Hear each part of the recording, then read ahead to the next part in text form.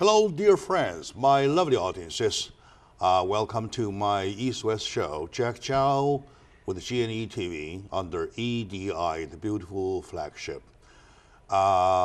If you read article on magazine, City Magazine, on the 957 issue, there is an article on page 16, especially talking about my guest, Mr. Honorable Bob Huff, candidate for 39th Congressional District for this coming year. And I received lots of response by via email, via telephone call, or some of my friends who know my cell phone number called to express their support, which means people do have a take.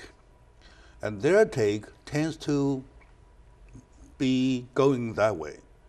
Why? I was thinking about, I asked myself why. Well, probably that you kind of echo with them, right? And your ideology, which is a term at the end of last show that we promise our audiences when we come back for next one we talk about, well, that probably is the part that makes difference. By that, I would like to seriously present my guest, a VIP, VVVIP, Honorable Bob Huff, to the show, please. Good to be with you again, Jack. Thank you very much, sir, for coming. Right. Last time at the show, I remember I said this. Pretty much so, election is a time of gambling, because you never know who will do what. All right? For example, if I'm running, you never know if I would vote the way you want it. So, and obviously no candidate can do exactly what they promise because things are changing. What will not change is the one that makes a difference. Is the handle they want to hold on to make sure if you cast your vote in the right name, right? So by that, do you agree, sir, please? Yes, when I got elected the first time to city council, I made sure in the first year I went back and every promise I had made, I had fulfilled. I did the same thing when I was elected to the state assembly and the state senate. So it's not just me saying what I'm going to do. You can look and see there's a track record of making promises and promises kept. And also, it is almost equally or evenly important, that is, experiences. Especially in American politics, you're talking about representation. Exactly, the show title today is Representation Dash the Name of Democracy. It is true, it is true. Why I came to that title, it is because I suffer a lot thinking about it, working it out. I came to a conclusion that, sometimes you're denied once they take office, all right? You are forgotten once they take office. Once they take office, they think themselves are politicians, all right? For example, if you send somebody to Olympic, once he is on the mark, ready, go, bang, the rest is that I decided how I run, like that thing, right? I decided how I perform. Matter of fact, in democracy, you are not. You are representing the people behind you to do that. That philosophy, sir, do you agree or disagree with me? Please feel free to talk, because it is a moment for your constituents to touch base with you. No, you're absolutely right. Somebody has said that politics is a team sport because you can't do anything on your own. It's not track and field, right? It is getting other people to agree with your position, or perhaps they gravitate toward you because you already stand for the values that they have. But you can't do it alone. You have to resonate. Your ideas have to resonate with people. They have to believe in what you say, because trustworthiness is very important, I believe, in a representative government. and then you have to deliver on the things that you have promised. You can't say one thing and do another. So I absolutely agree that you have to build a team around you, and when you do that, you can be successful not only getting elected, but being an effective representative. All right, I like that. I like that philosophy. Thank you for having that kind of a take. It is also pointed out by my friends on the circle of this level that we're all radio hosts, or TV hosts, or stage managers stuff who face the audiences, who face mass events, right? Big one, right? Okay. They say it is also important to often, over and over again, whenever you have time, to look back, to revisit the district you represent, asking them, how am I doing? You know what, when we drive, we see bumper stickers in the back, tail sticker, say, how am I driving? Do you think it could be a good idea to bring it to politicians, to put it on their butt or on their back? Well, I don't know where to put though. Say, want the audiences to say, want the constituents to say, how am I driving my vehicle, right? Do you think, sounds like a joke, but to politician, I have to ask you, do you agree with me? I do agree with you. One thing I always did was make sure that I had close friends that would tell me what's going on, regardless, because sometimes you have, people want to kiss, kiss your body parts. Sorry. And they tell you what you want to hear. When you're an elected official, that's not what you want to hear. You want to hear what's really going on. And Exactly. I've always surrounded myself with people like that. And frankly, my wife, Hameme, is one of those people that gives me very good advice. And you got to be thankful to God that God gave you her. Absolutely. Who is the bond in between you and your constituents. That's one of your privilege. Like I have, for example, I have a radio. I can listen to band 1 and band 2. Between band 1 and band 2, there are some bands that you will never hear. May, your assistant, will perform the same way, that she fine-tunes to point 1, point 2, point 3, like that kind of thing. Right. That is your privilege, that when I look at the other 11 candidates in your group, I don't think anybody can match. No, I agree with that. That will probably be the part that why you win, right? Okay, back to the point. The point is still being, is it necessary or important, if it's necessary, to go back even ask anything else you want? Well, what's new you want me to say? It is important, and frankly, built into the system are things called elections, right? So in Congress, you have an election every 2 years. When I was in the same thing in the state assembly, where I served for 4 years.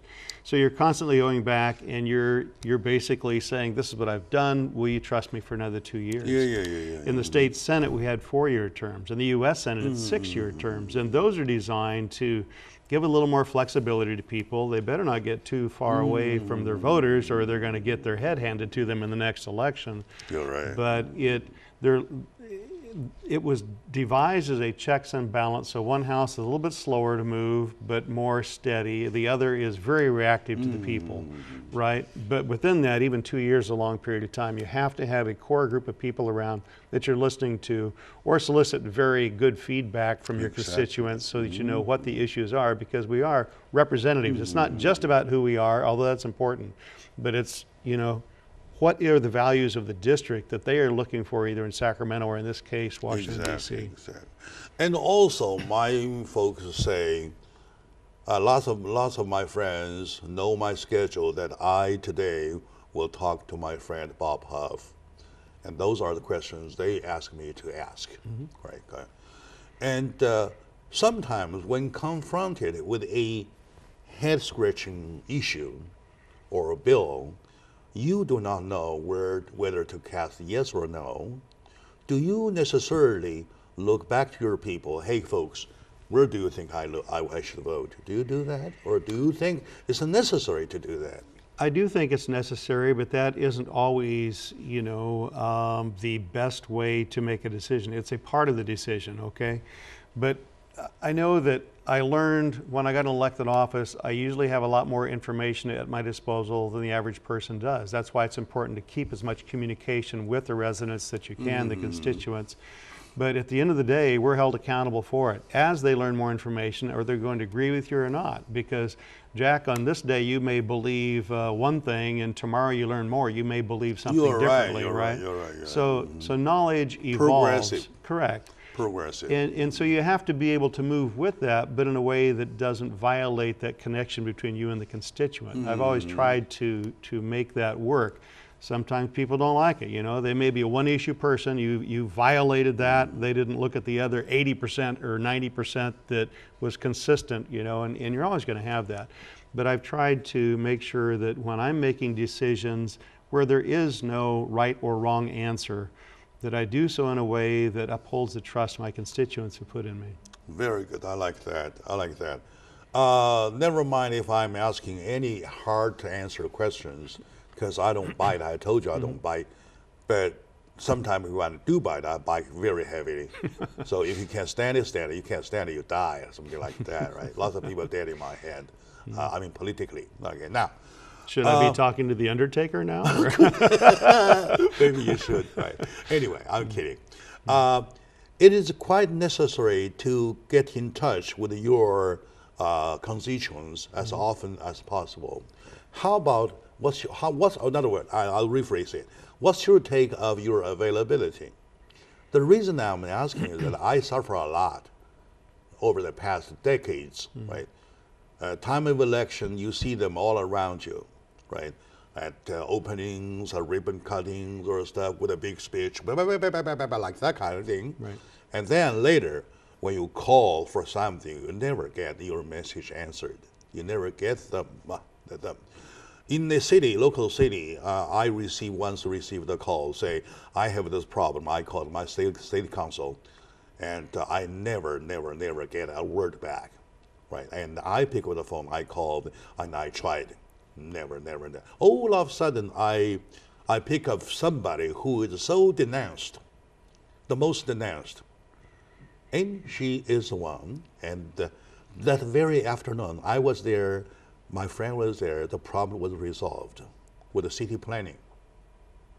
So that is the availability I am talking about. Of course, I will not say we call a congressman to come over here check my toilet, for example. No, right. I'm not talking. I'm just taking that as an example to see your ideology, like last end of the show, we promise our audience to do, all right?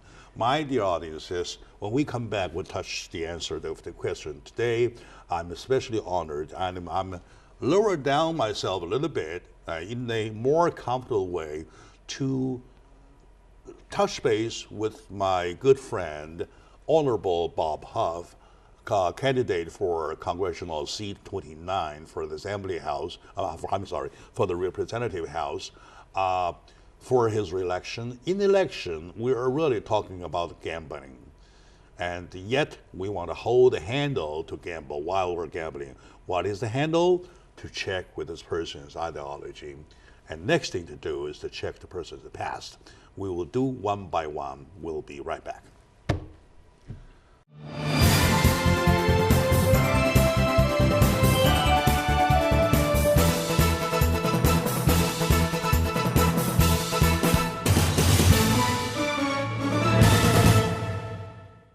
Hello, dear folks, lovely audiences. Welcome back to the show. My dear fellow Americans, welcome back to the discussion about election. Election is always a moment of gambling. Gamble for what? We gamble for what? For the right man for the job. Right now with me is my good friend, the Honorable Bob Huff, former California Senator. Before that, oh, by the way, I made a mistake, I just realized. When I say congressional district should be 39 instead of 29. You know me, I'm kind of nostalgic. I always want to meander with him, the 29. In California Senate District, he was representing the 29th California State Senate district, right? In Congress, he will be representing, I'm sure he will, be the 39th district.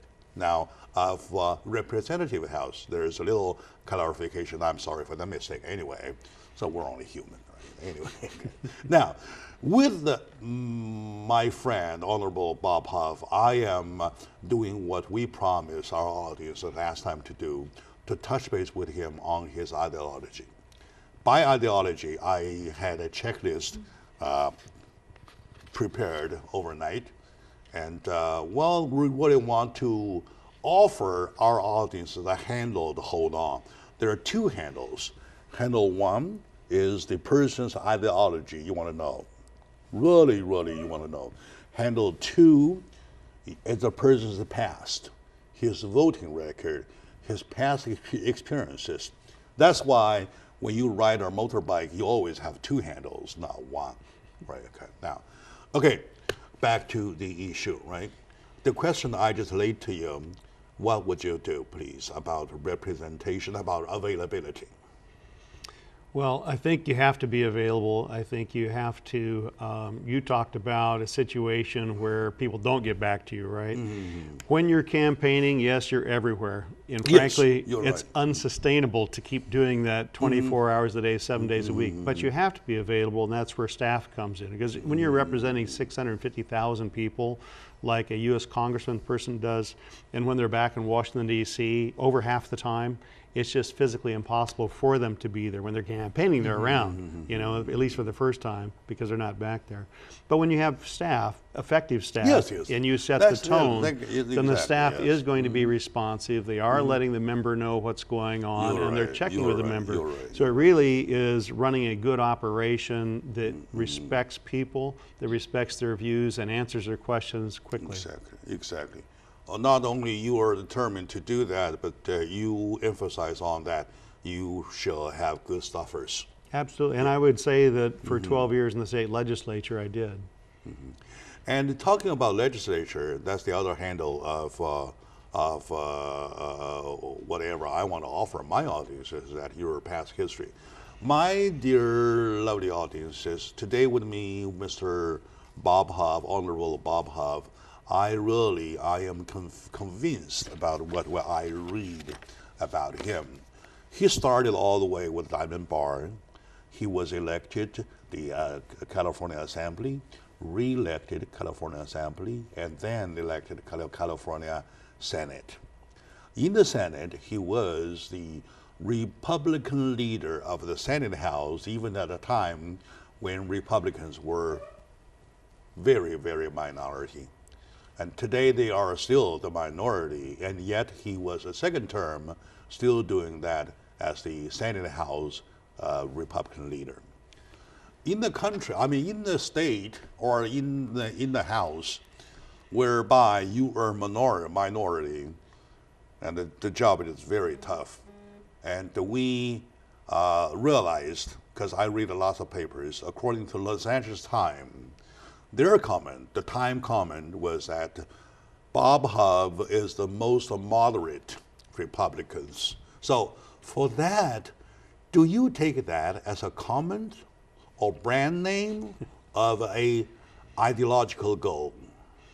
Well, I think you could look at my voting record. You can see how tricky I am by asking that question, right? You'll see fiscal conservatives will say, I'm a conservative. You'll see that pragmatic people think I'm moderate because I'm willing to bend a little bit if it doesn't bend core ideology. If you talk to my Democrat colleagues up there, they would say I was a guy they could always talk to and we could work together on issues. And in fact, I would take some of the people I disagreed with the most and we would try to find what is it we can agree on, let's do a bill together. And we had a number of successes that way because, you know, somebody may be wrong 90% of the time, but that means they're right 10% of the time. Yeah, so you want to pick the right 10, right? Exactly. So in politics, the challenge is always not what you disagree with people. That's pretty easy to find out. But what do you agree on? How do you build on that? And how do you build consensus enough to get bills passed and to do the things that best represent your district? Sure. Once again, I emphasize on the second word that LA Times says about you. you were the programmatic, right? For that, you get things done, and they give an example. There's one time you have one bill worked out with one of the extreme conservative and with one of the extreme Democrat, and with you in the middle. The three of you work together so successfully that caught the eye of Los Angeles Times. Those are the things I want to bring into the awareness of my audiences. Often in a situation like that, we're not talking about, okay, here, Democrats want to kill the United States. Republicans want to save the United States. No, we've never been that. Well, Democrats are our friends. Republicans are our friends. They are all fellow Americans, right? Only, they see things in different ways. They have different eyesight, something like that. Okay, now, I keep reading all the articles, even the Chinese articles. They say now it is a moment when they do the finger pointing. Later, they say when they do, it is time they do struggling, right? And then they say it is now they are strangling each other, right? And then they say they are dogfighting, something like that, right?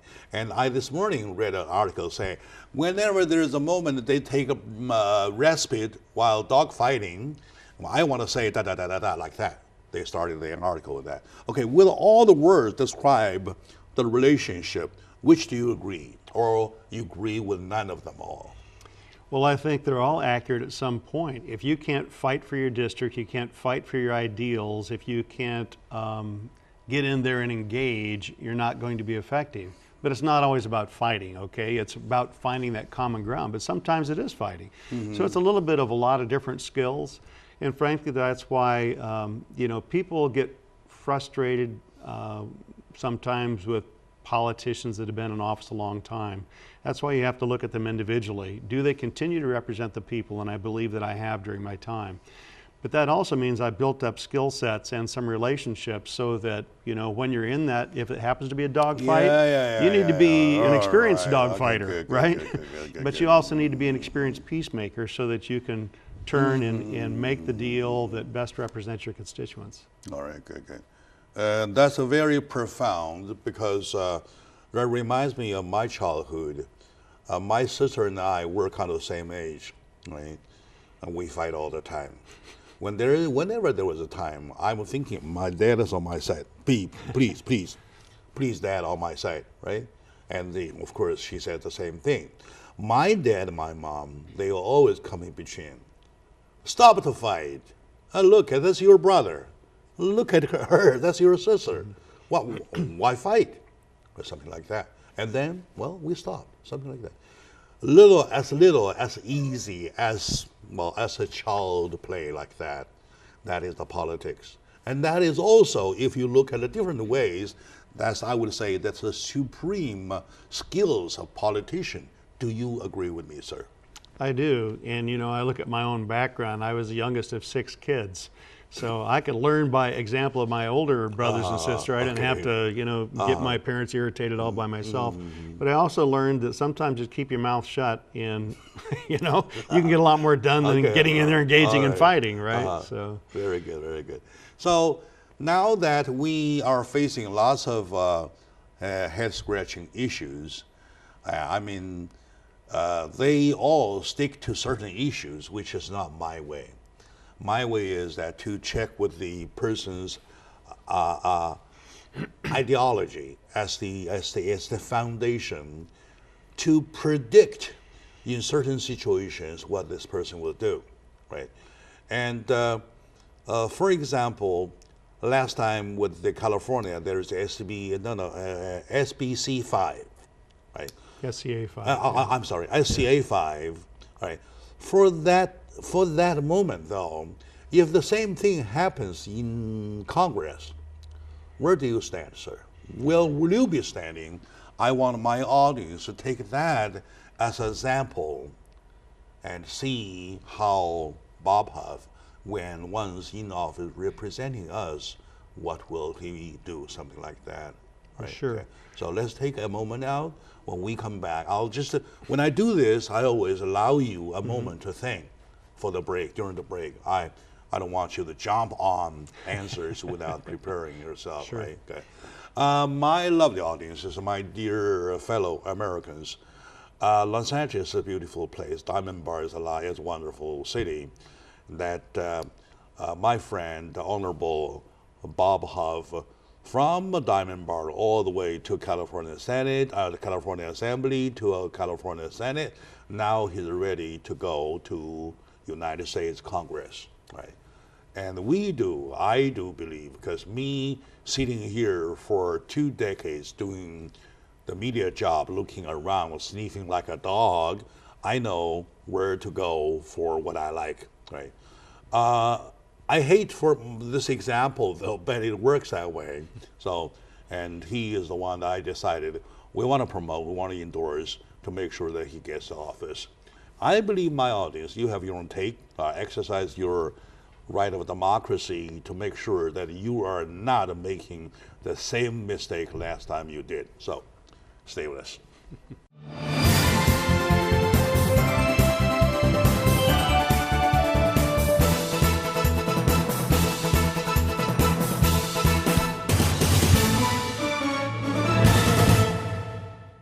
Hello, dear friends, my lovely audiences. Ladies and gentlemen, welcome back to the show. With me today, my good friend, and a friend for the community, friend for the 39th Congressional District of the Representative House.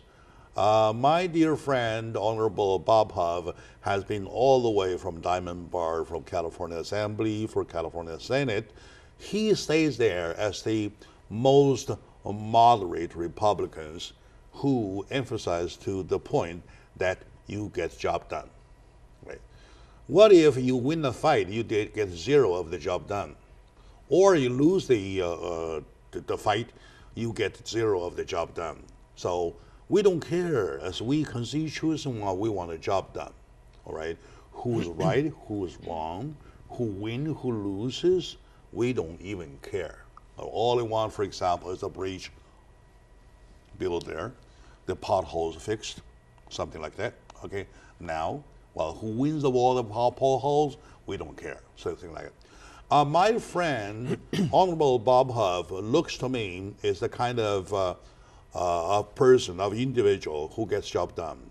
One would say there is a half full of glass of water, or the glass is half empty, something like that. Over the fight extreme thing, either I get it 100% or I'll just smash it. Nobody gets it. And the extreme left think the same way. How about we? We, the people, we're forgotten, something like that. That exactly is the foundation why we lay this discussion. Back to the answer of my question, sir. I really want to give some reference to my audience, please. Sure. So you asked before the break whether I would continue with my similar stand from SCA 5 as I did in California to the federal level. So SCA 5 was a constitutional amendment that reintroduced affirmative action. And I oppose that because it goes against my core belief that we should have a level playing field. The decisions for school, academia, as this was dealing with, should be merit-based. And so because it is part of my core value, and I believe of the constituents that elected me to the state, certainly the Chinese community that my wife and I mingle with, I will be absolutely 100% in that same vein when I get back to Congress. In fact, I've already written a letter to the courts regarding weighing in on the lawsuit against Harvard for their seeming discrimination against Asian student applications. And sir, I really have to tell you something you might not know, that you never know how appreciative we had been at that time when you voted against, right? To the contrary, who created the bill was the one we thought will represent us, and exactly we were disappointed, totally disappointed. To versus it with the fact that in the Republican we did not support at the time, turn out to vote against it. So that makes a huge difference. And I turn back to ask myself, what made the difference? The answer is your concept. Speaking of your concept, you are kind of a revival type. You pick up the issue. Okay, there's a 10% of passing. Can we make it 12? Can we make it 15? Going on and on and on, and work around. Next day goes to 50, and then work around next day 75. Got passed, something like that kind of thing, right? So now, right now, you have. I mean, on two handles, I want to provide my audiences. To my eye, and Media Man, been working here for 2 decades or more, has two strong handles. Handle number one, he is very pro-education. Number two, he is very pro-business. Okay, it is business that makes California strong. It is education that teach the business owners how to do business. Am I right? You're absolutely right. So can you please, sir, explain to my audiences, like say, well, we're doing a debate thing, right? Okay, they are your doctor debate, doctorate debate, whatever, so ever, and let them know, give them the handle why you do this. Well, why you do these. Yeah, let's go back to my family first of all. Both my parents were teachers. Even though my father spent most of his time farming, he had a college degree, teaching credential, and in my last years, he went back to teaching when my oldest brother took over the farm. My mom was a teacher also. 2 of my brothers, 3 of my in-laws are all teachers. So I come from an education family, so that's what we talked about around the dinner table often. All right. For that family, Chinese way, you go back, check with Mei Mei, where we Chinese have a term to say, 书香门第, a house that smells books.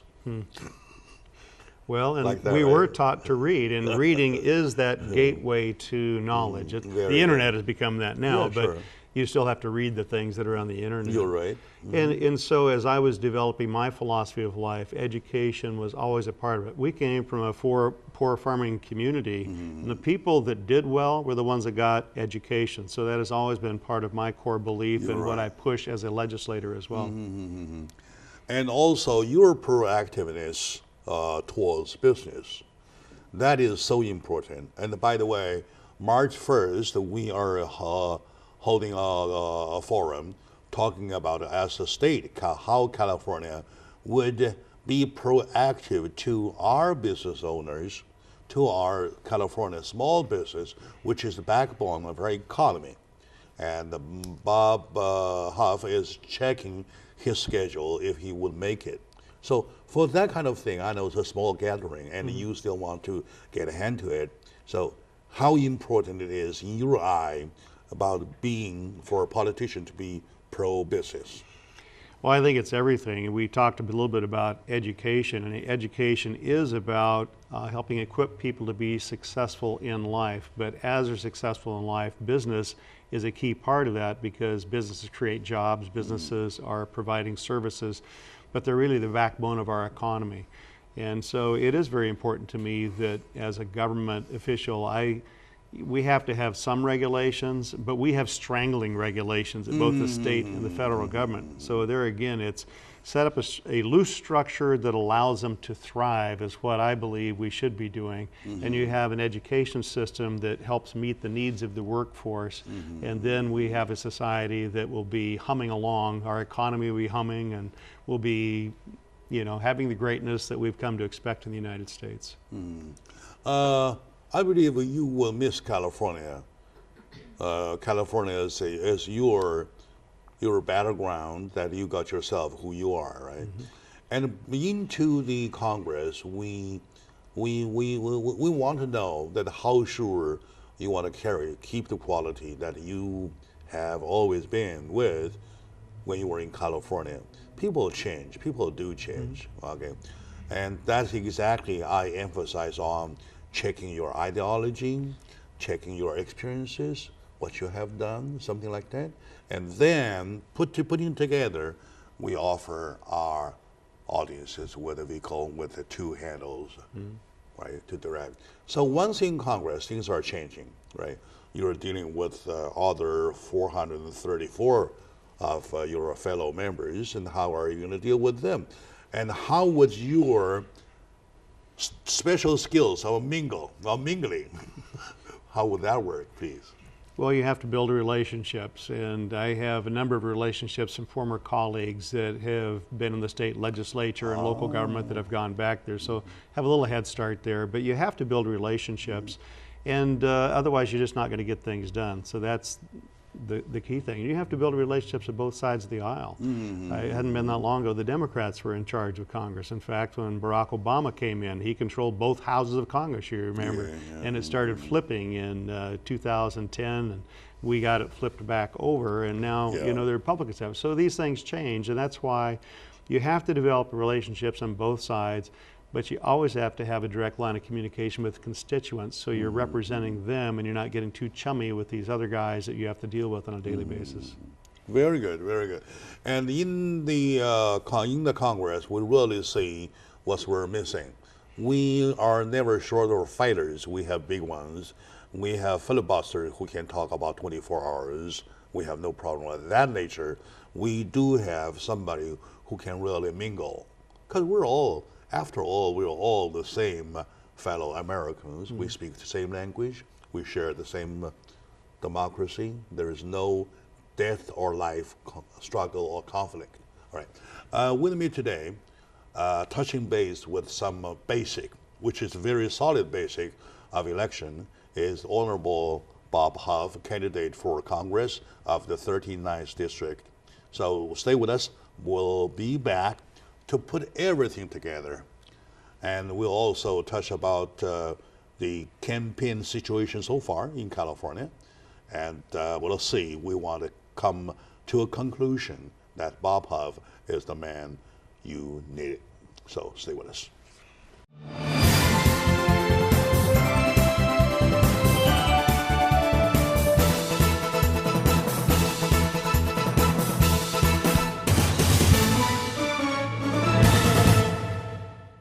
Friends, my lovely audiences, welcome back to the show.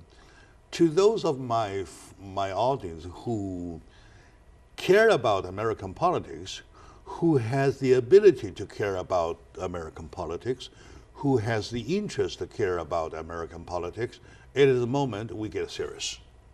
Because primary is coming, we want to make sure that our seats are taken. Our seat is not empty. We want to make sure that we put the right person onto that seat. That is 29th District of the Representative House of Congress, the United States we're talking about.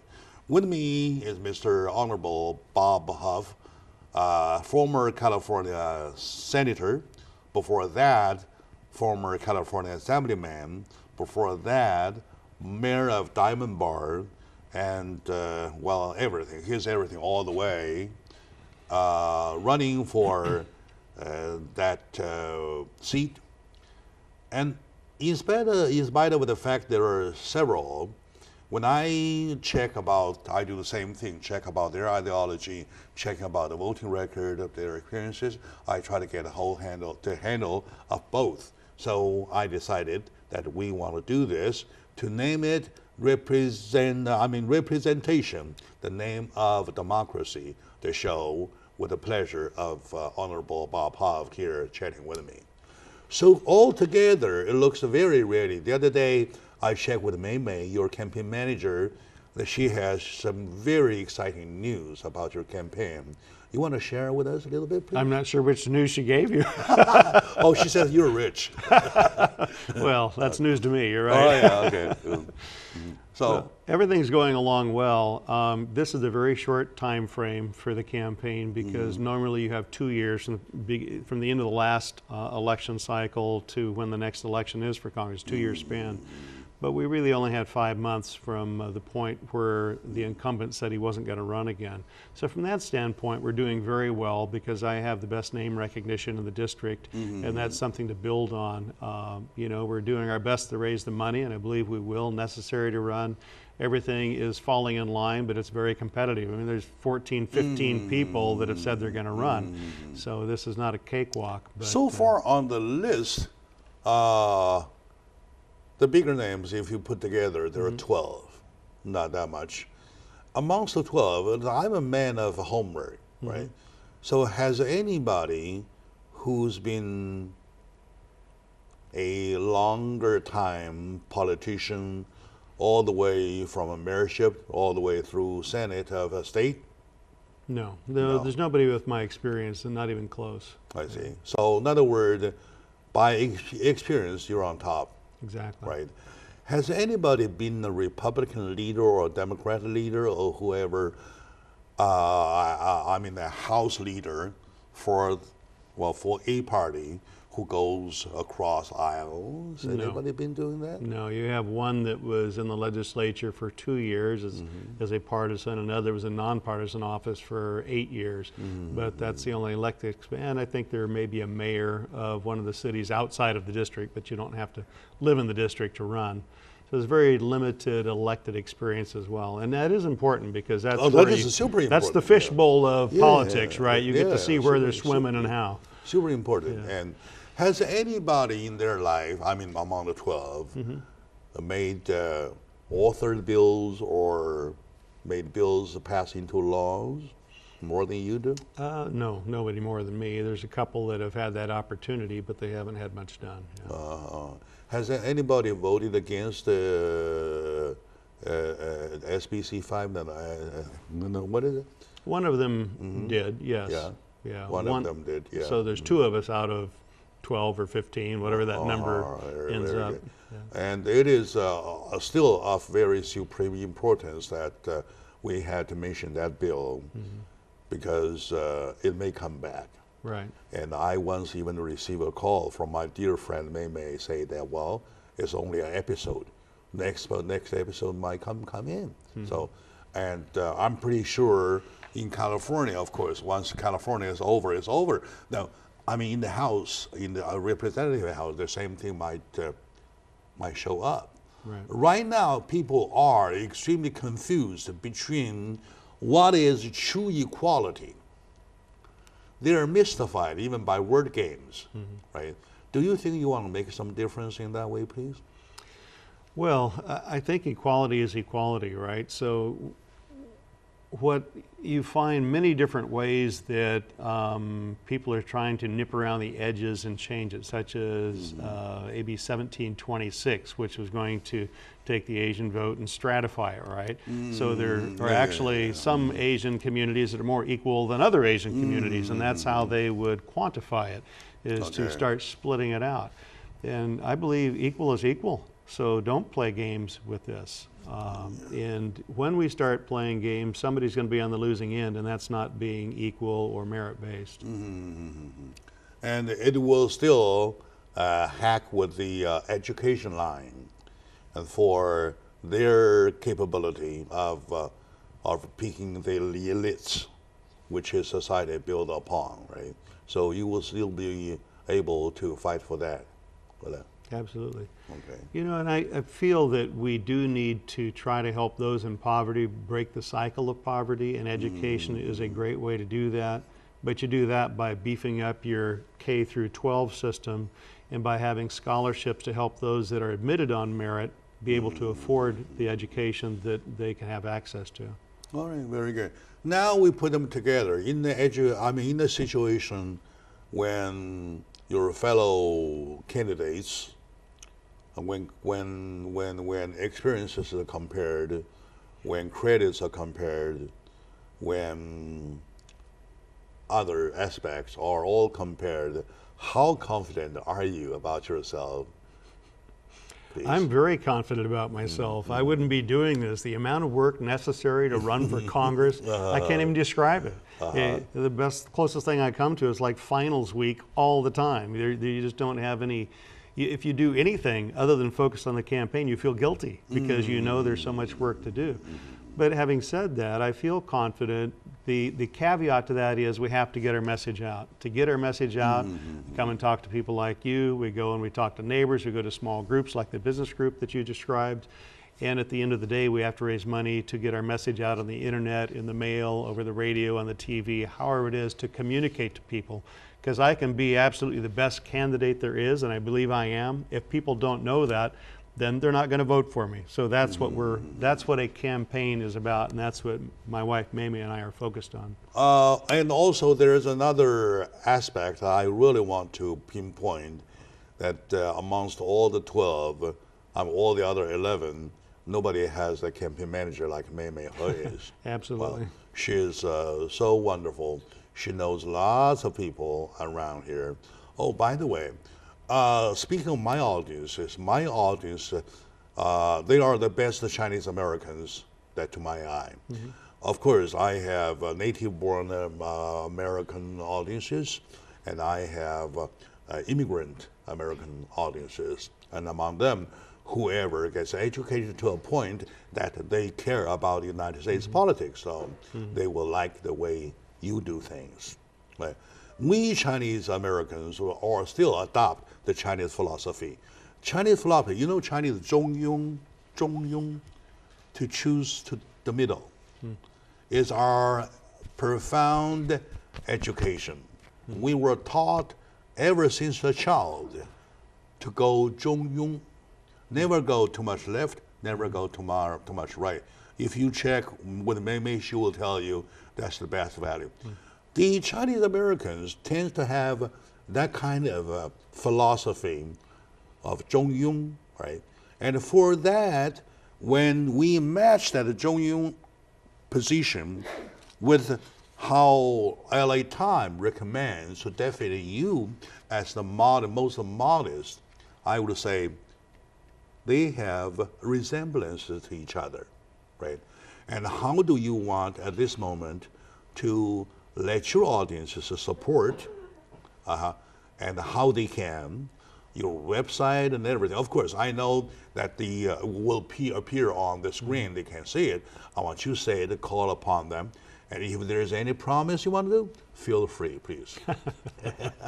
Well, the website is www.bobhuff4congress.com. Bob Huff, one word. bobhuff4congress.com with the number 4. Number 4, Bob Huff 4. And that's a portal into being able to donate, being able to volunteer, to learn more about me, right? That's the subject of it.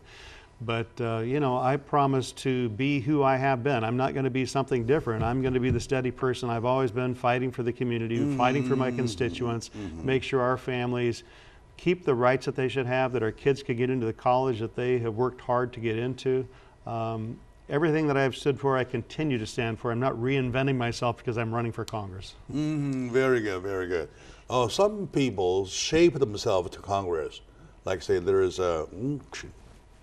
They shape like that. Well, anyway, I'm talking about, Bob is talking about I am. If you take me, I will still be I am, working for you the same way. Right. I like that. I like that. And that's a strong philosophy. I would say the strongest, probably. My dear audience, today I believe that we really made good use of the opportunity, to get in touch the foundation of a candidate, Honorable Bob Huff, by touching base with him of his philosophy, and then politically we're touch base with him for his pro-education and for him pro-business. Those qualities are the kind of qualities that we need, at least at this moment, for the next 20 decades or whatever, I don't know, but we will need forever. So I would say that, my dear audiences, democracy is no longer beautiful if you do not exercise your right to practice your right, right? And your right would mean nothing, you don't want to use it. And so, and it's not a library, you just showcase it, it's that this is democracy. No, actually you're in it. and you can call it, only by them can you call it democracy. Go out to vote, cast your vote to make sure to vote for the right person, for the right job. And my recommendation, Mr. Bob Huff for Congress. Bob Huff for Congress.com. That's the website. And you want to do something, feel free. If you have questions about him, call me, or even text me, or you can even send emails. Tell my DJ at gmail.com, everything. So you can, well, we will ask on your behalf. So my audience, thank you very much.